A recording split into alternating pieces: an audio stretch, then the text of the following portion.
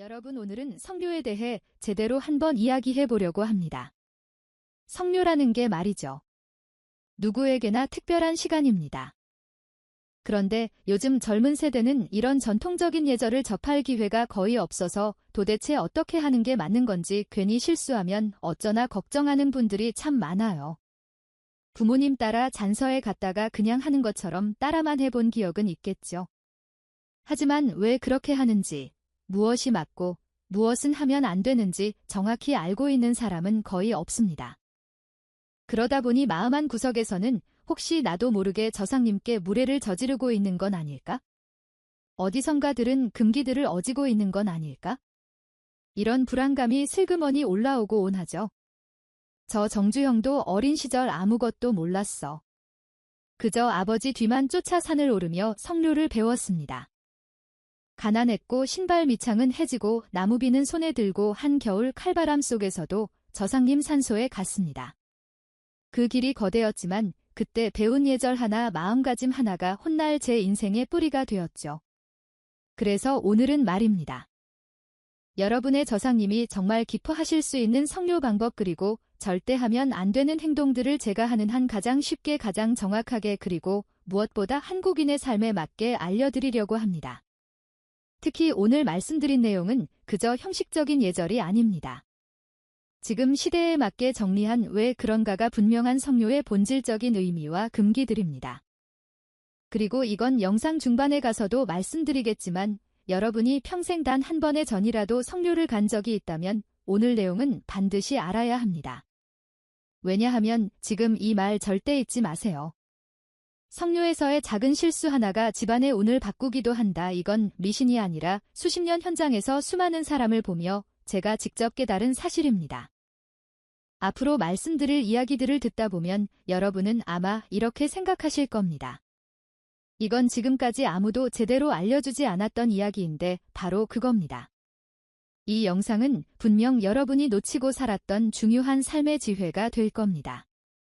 자, 그럼 이제 초상님들이 왜 성묘를 그토록 중요하게 여겼는지 한국 역사 속 백인부터 차근차근 풀어보겠습니다.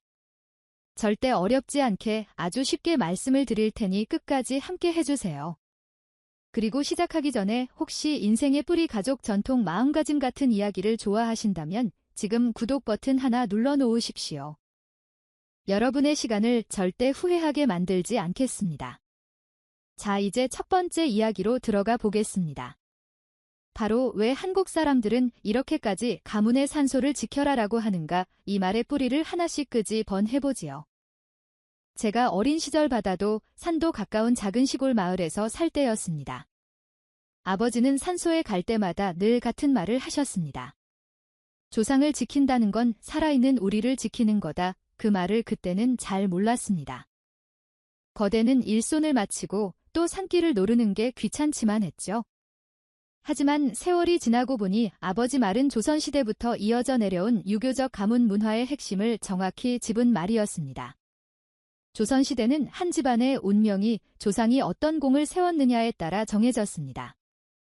전쟁에서 공을 세우거나 임금에게 충성을 다한 집안은 그 공đức 덕분에 비옷을 받고 녹봉이라 불린 곡식과 땅을 배전받았습니다. 그리고 이 녹봉은 개인이 아니라 가문 전체에 귀속된 것이었습니다. 그러기 때문에 집안이 끊기면 땅도, 집도, 권리도 한순간에 사라졌습니다. 오늘날로 치면 집안이 가진 모든 기반과 명예가 사라지는 것과 다른 없었지요. 그래서 옛사람들은 자식이 없어도 양자를 들여서 가문을 잇고 대대로 산소를 지키며 조상을 모셨습니다.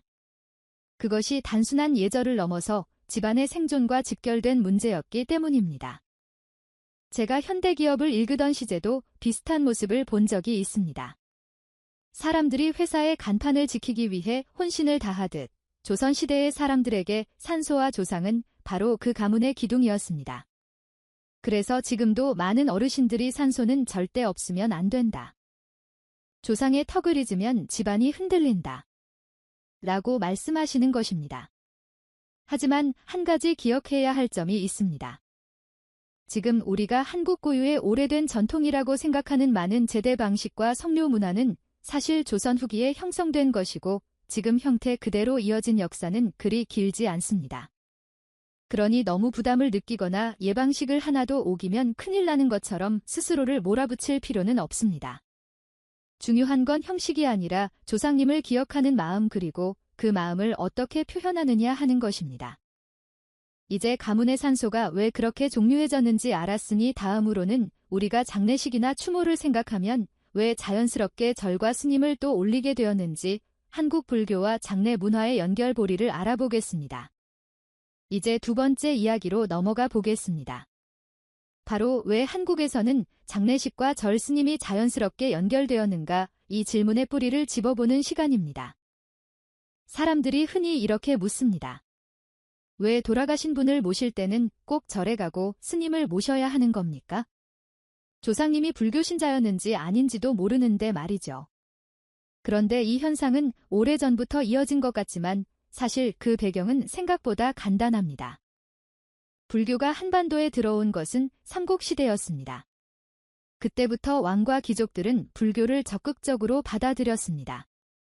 절을 세우고 땅을 내주고 나라의 안녕을 기원하도록 스님들을 모셨습니다.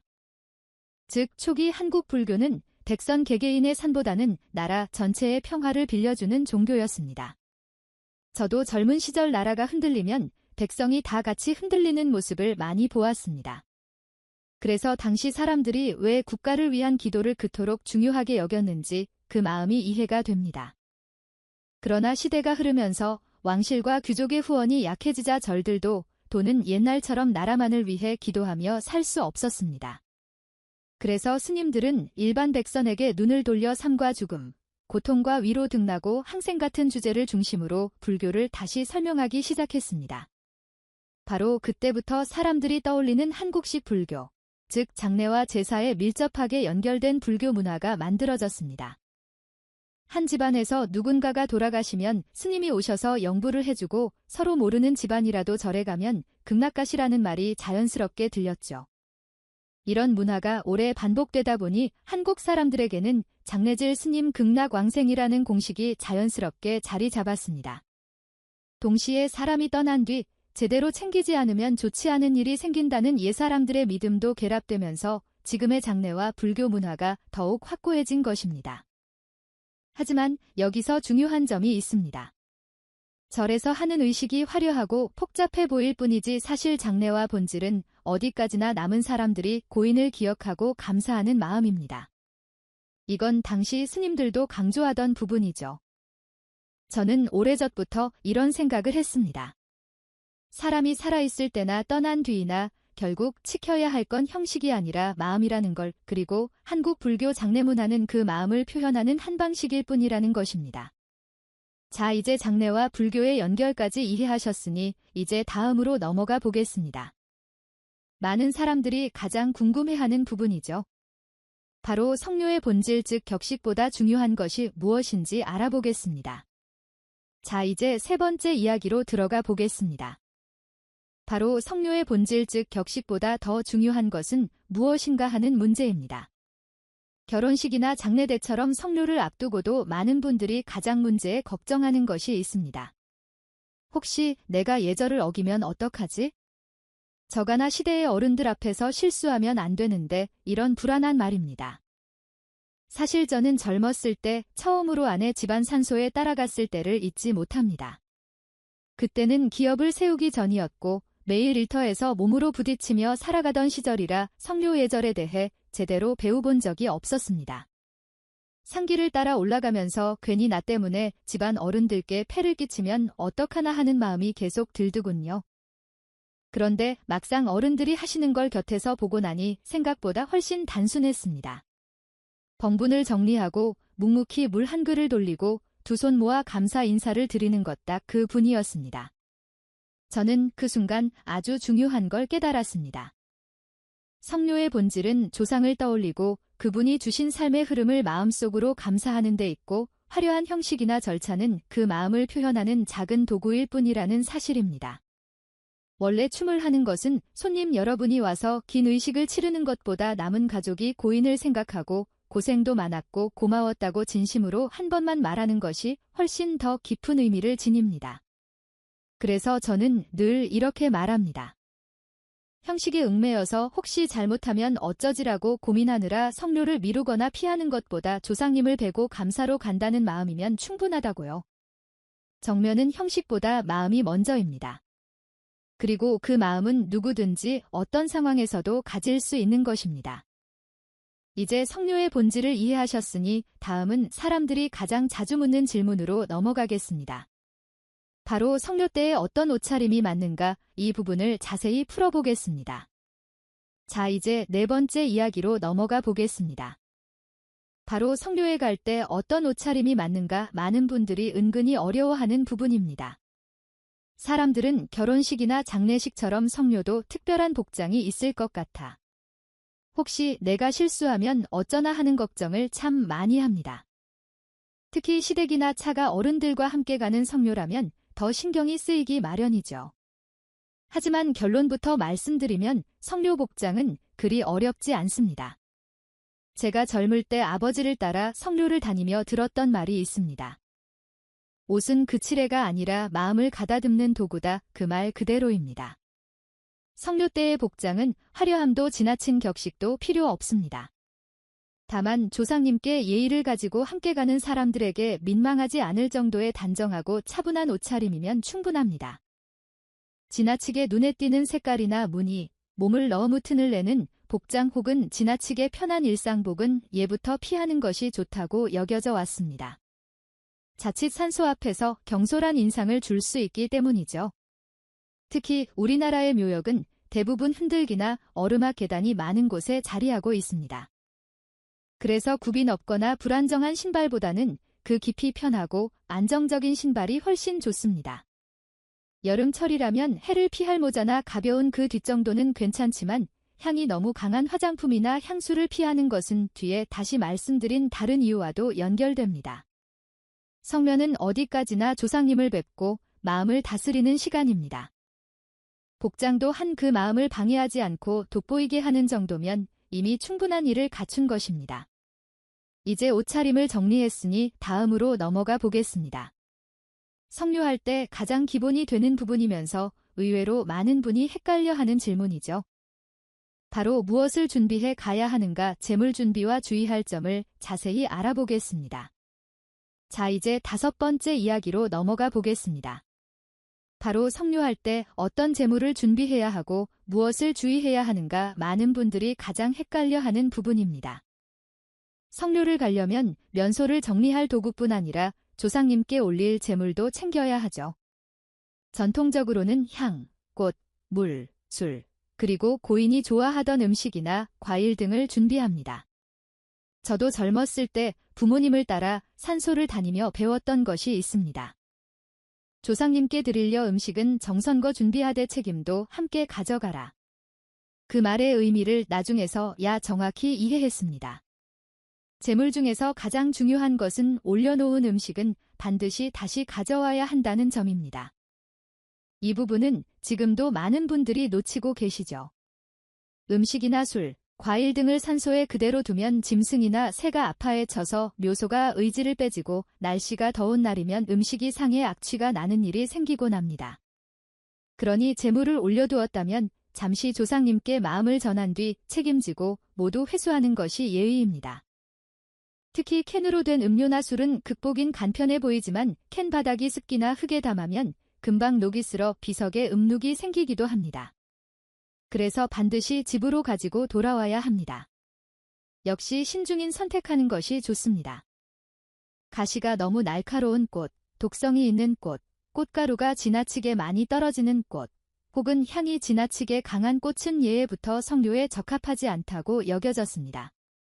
다만 요즘에는 고인이 생전에 좋아하던 꽃이라면 부담 갖지 않고 준비하는 분위기도 있습니다. 성묘는 조상님께 정성을 드리는 자리이리만큼 준비하는 모든 물건에 불필요한 욕심이나 과한 장식이 들어갈 필요는 없습니다. 깔끔하고 정성스럽게, 그리고 치운 뒤에도 묘소가 흐트러지지 않게 마무리하는 것이 무엇보다 중요합니다. 이제 재물 준비를 마쳤으니 다음으로 넘어가 볼까요? 성묘의 가장 기본이면서도 많은 분들이 실제로는 잘 모르는 부분입니다. 바로 성묘의 정확한 절차, 묘역에 들어가서 나올 때까지의 순서를 하나하나 짚어보겠습니다. 자, 이제 6번째 이야기로 들어가 보겠습니다. 바로 성묘의 정확한 절차, 묘역에 들어가서 나올 때까지 어떻게 해야 하는가를 차근차근 짚어보겠습니다. 성묘는 절차가 복잡해 보이지만 알고 보면 아주 단순합니다. 저도 젊었을 때는 이걸 잘못하면 큰일 나는 줄 알고 괜스레 긴장했습니다. 하지만 아버지를 따라 수없이 다니다 보니 순서라는 건 결국 예열을 차리는 마음을 흐트러뜨리지 않기 위한 장치라는 걸 알게 되었죠. 첫 번째는 묘역 입구에서의 인사입니다. 묘역에 도착하면 그냥 무심히 들어가는 것이 아니라 잠시 멈춰서 고개를 숙이고 정리하러 왔습니다. 하고 마음속으로 말씀드리며 조상님께 예열을 표하는 것이 좋습니다. 두 번째는 청소입니다. 비석에는 물을 넣기 끼얹고 수건이나 스폰지로 묵은 먼지를 닦아냅니다. 주변에 떨어진 남은 잎이나 잡초를 정리하고 흐트린 흙도 가다듬어 묘소가 단정하게 보이도록 합니다. 승묘는 조상님을 뵙는 자리이기 때문에 청소를 하는 이 과정에서 이미 조상님께 드리는 첫 번째 정성이 담겨 있습니다. 세 번째는 제물을 올리는 순서입니다. 껍병에 껍을 꺾고 물 그릇에는 깨끗한 물을 담아두고 그 위에 준비한 과일이나 음식, 술 등을 올립니다. 종이에 깔끔히 자리를 만들어 놓고 그 위에 올리면 더 좋습니다. 그 다음으로 향을 피우고 두 손을 모아 인사를 드립니다. 이때는 자신의 근황을 조용히 말씀드리거나 그동안의 감사한 마음을 전하는 시간이기도 합니다. 성묘의 가장 본질적인 순간이 바로 이때이죠. 마지막 네 번째는 마무리입니다. 향과 초입을 반드시 꺼서 정리하고 조상님께 올렸던 제물은 남김없이 모두 가져갑니다. 그리고 청소하면서 나온 쓰레기는 지정된 곳에 버리거나 집으로 가져가서 처리합니다. 준비물은 많지 않습니다. 스펀지, 수건, 작은 솔, 장갑, 꽃가의 비닐봉지 정도만 있어도 충분합니다. 한 가지 꼭 기억해야 할 점이 있습니다. 아무리 고인이 술을 좋아하셨다 하더라도 빛을 위해 술을 직접 붓는 행동은 절대 해서는 안 됩니다. 술이 돌에 스며들어 얼룩이 생기거나 변색될 수 있기 때문입니다. 성묘 절차는 복잡함을 과시하는 자리가 아니라 조상님께 정성을 다하는 방법을 가장 단정한 방식으로 담아낸 것입니다. 이제 절차를 이해하셨다면 다음으로 넘어가겠습니다. 많은 분들이 진짜 궁금해하는 부분이죠. 바로 성묘에서 절대 하면 안 되는 행동들. 그 중에서도 상식선에서의 금기들을 먼저 살펴보겠습니다. 자, 이제 7번째 이야기로 넘어가겠습니다. 바로 성묘에서 절대로 하면 안 되는 일들. 그 중에서도 상식선에서 꼭 알아야 할 금기들입니다. 극복인 당연한 말 같지만 막상 성묘를 가보면 많은 분들이 모르고 저지르는 경우가 참 많습니다. 첫 번째는 성묘를 혼자 가면 안 된다라는 말입니다. 옛날 의름들은 혼자 성묘 가면은 따라온다, 대략 안다 같은 말을 종종 하고는 했죠. 하지만 불교적 관점에서도 예전의 관점에서도 혼자 성묘 가는 것은 아무 문제가 없습니다. 저도 젊었을 때는 일터가 바빠 다른 가족들과 시간을 맞추지 못해 혼자 산소에 들른 적이 여러 번 있었습니다. 그때마다 잠깐이라도 조상님께 인사드리고 내려오면 마음이 한결을 편안해졌습니다. 이처럼 혼자만의 성묘는 오히려 조상님과 조용히 마음을 나누는 시간이 될 수도 있습니다. 그렇다면 왜 이런 말이 생겼을까요? 예전에는 묘역이 대부분 외단 산자락에 있었고 길이 험해 넘어지거나 갑자기 아프기라도 하면 돕는 사람이 없었기 때문입니다. 즉, 안전 문제 때문에 나온 말이지 종교적 긍지는 아닙니다. 두 번째 긍지는 성묘를 너무 자주 가면 안 된다. 자주 가면 조상님이 떠나지 못한다라는 말입니다. 하지만 이것도 근거 없는 이야기입니다. 추모와 정성은 많으면 많을수록 좋은 것입니다. 불교에서도 남은 이들이 정성을 다해 고인을 기리면 그것이 고인을 돕는 길이라고 말합니다. 그러므로 자주 간다고 불길해지는 것이 아니라 지나친 슬픔에 빠져 일상까지 무너지는 것을 경계하라는 뜻으로 받아들이면 좋습니다. 세 번째는 임신 중에는 성묘를 가면 좋지 않다라는 말입니다. 옛날에는 임산부가 성묘길에 험한 길에서 넘어질까 걱정하여 이런 말이 생겼습니다. 조상의 혼이나 귀신이 영향을 준다는 것과는 무관합니다. 실제로 길만 안전하고 누군가 함께 한다면 임신 중 성묘는 전혀 문제될 것이 없습니다. 오히려 새 생명을 잉태한 깊은 소식을 조상님께 알리는 뜻 깊은 시간이 되기도 합니다. 이 세 가지는 많은 분들이 걱정하거나 잘못 알고 있지만 사실상 예절적 종교적 문제는 전혀 없는 금기들입니다. 그러니 마음의 부담을 갖지 않으셔도 됩니다.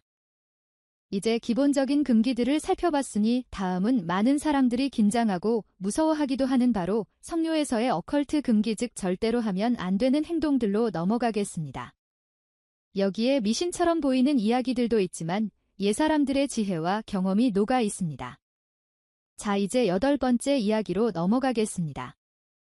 바로 성묘에서 절대로 하면 안 되는 영적 금기 즉 옛사람들이 경험으로 남겨둔 무서운 금기들입니다. 과학적 증거가 있는 것은 아니지만 산소는 이승과 조승이 맞닿는 자리라고 여기죠. 예부터 사람들은 몇 가지 규칙을 지켜봤습니다.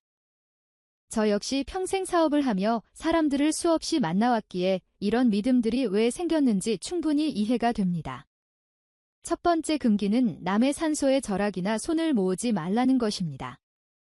성묘는 어디까지나 자기 집안에 조상이나 인연 있는 분께 드리는 것입니다. 하지만 옆 산소가 너무 방치돼 안쓰럽다고 청소를 해주거나 물이나 향을 올리고 손까지 모아 기도하는 분들이 간혹 있습니다. 예로부터는 이것을 매우 위험한 일로 얘기했습니다. 기도와 절언 경계를 넘어서 인연을 맺는 행위라고 보기 때문입니다. 자기 조상이 아닌 다른 집안의 연가와 원하지 않는 인연이 생기면 삶에 좋지 않은 영향을 준다고 믿었던 것이죠. 실제로 저는 예전에 한 지인에게서 이런 이야기를 들은 적이 있습니다. 자기 집안 산소 옆에 있던 오래된 무덤이 너무 초라해 보여 별 생각 없이 잡초를 뽑아주고 향을 하나 꽂아주고 내려왔는데 그날 밤부터 누군가가 문 밖을 서성이는 듯한 소리가 들리고 계속 같은 사람의 모습이 꿈에 나타났다고 합니다. 급이 나서 절에 찾아가 사연을 말하니 그 무덤은 젊은 나이에 갑작스럽게 세상을 떠난 여인의 묘였고 찾아오는 사람이 없어 늘 외롭게 남아있었다는 말을 들었다고 하죠. 둘째 금기는 묘역에 있는 덜이나 흙, 나뭇가지 같은 것을 집으로 가져오지 말라는 것입니다. 아이들은 예쁜 덜이나 건축을 보면 주머니에 넣고 싶어 합니다. 하지만 묘역 안에 있는 것은 그 자리에 있어야 하는 것으로 예계됐고 가져오면 탈이 난다고 믿었습니다. 이 어른들은 산소의 기운을 건드려 집 안으로 들여오면 연속해서 좋지 않은 일이 생긴다고 했습니다. 물론 과학으로 설명할 수는 없지만 저 역시 살아오며 비슷한 이야기들을 여러 번 들었습니다. 세 번째 금기는 해가 완전히 지기 전 즉 어두워진 뒤에는 성묘하지 말라는 것입니다. 옛날에는 가로등도 없었고 산소권 석양이 지면 금방 형체도 구별할 수 없었습니다. 그래서 해가 지기 직전의 시간은 보이는 것과 보이지 않는 것이 뒤 섞이는 경계의 시각이라고 여겨 그 시간이 후엔 산소에 가지 않았습니다. 또한 산과들의 기운이 바뀌는 때라 해가 지면 이른들의 활동이 시작된다는 믿음도 있었습니다. 지금도 어두운 산속을 생각해보면 얘들은 들의 말이 괜히 나온 것은 아니라는 생각이 들지요. 네 번째 금기는 묘역에서 뛰지 말라는 것입니다. 아이들이 넓은 묘역을 놀이터처럼 뛰어다니는 경우가 많습니다.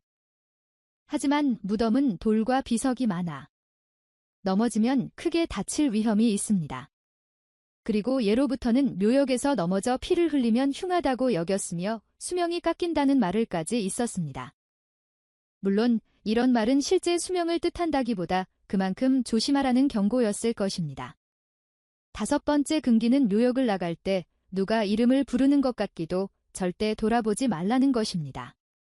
성묘를 마치고 내려가는 길에 괜히 뒤가 당기는 듯 누군가 부르는 듯한 느낌이 올 때가 있습니다.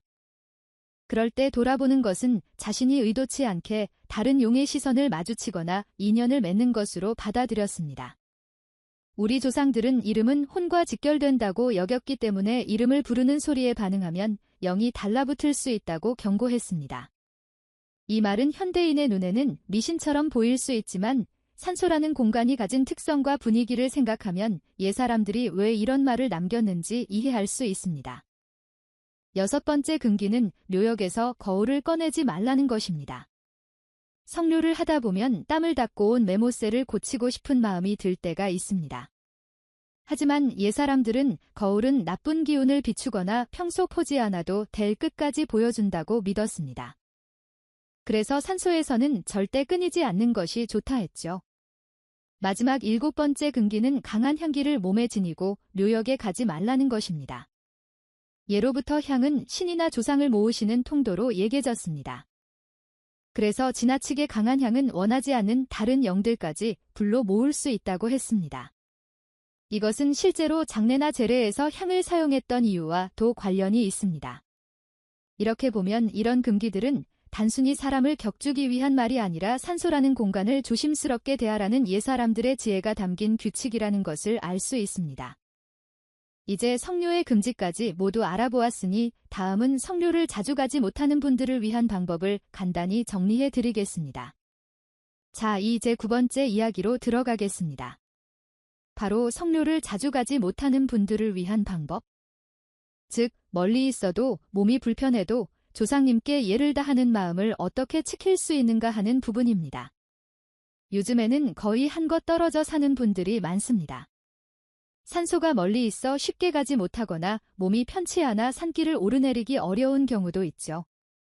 저 역시 젊은 시절 사업을 하며 전국을 떠돌다 보니 정해진 날에 꼭 산소를 찾는 것이 쉽지 않았습니다.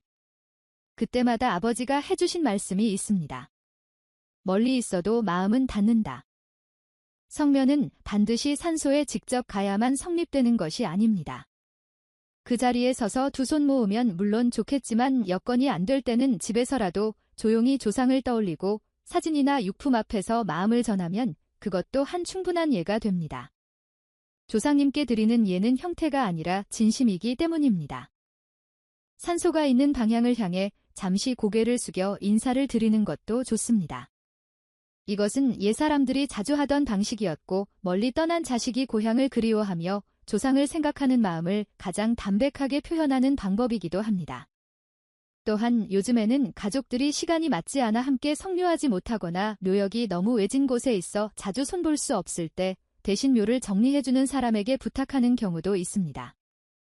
하지만 무엇보다 중요한 것은 묘를 방치하지 않는 것입니다. 정성을 담은 관리와 그리움을 잊지 않는 마음이 성묘의 본질입니다. 그리고 한 가지도 조상을 그리워하며 하는 기도나 감사의 마음은 꼭 산소 앞에서가 아니라도 언제든 이어질 수 있습니다. 밥상 앞에서도 하루를 정리하며 누워있을 때도 조상님 감사합니다라는 마음을 담아 두 손 모으는 것, 그것도 한 깊은 예가 되는 것입니다. 이제 마지막 이야기로 넘어가겠습니다. 바로 오랜 세월 이어온 성묘 문화가 오늘날 우리에게 어떤 의미를 남기고 있는가, 그리고 우리가 어떤 마음으로 전통을 이어가 해야 하는가에 대한 마무리입니다. 자, 이제 마지막 10번째 이야기로 들어가겠습니다. 바로 전통은 변해도 조상을 향한 마음은 변하지 않는다는 결론입니다. 오늘 저는 여러분과 함께 성묘에서 절대로 해서는 안 되는 일들, 그리고 올바른 성묘 절차와 마음가짐까지 차근차근 살펴보았습니다. 예전에 비해 장례나 성묘의 모습이 많이 달라졌죠. 지금은 집안끼리만 조용히 치르는 가족장이 늘었고 납골당이나 수목장처럼 산소를 꼭 만들어야 한다는 생각도 옅어지고 있습니다. 사실 이런 변화는 아주 자연스러운 흐름입니다.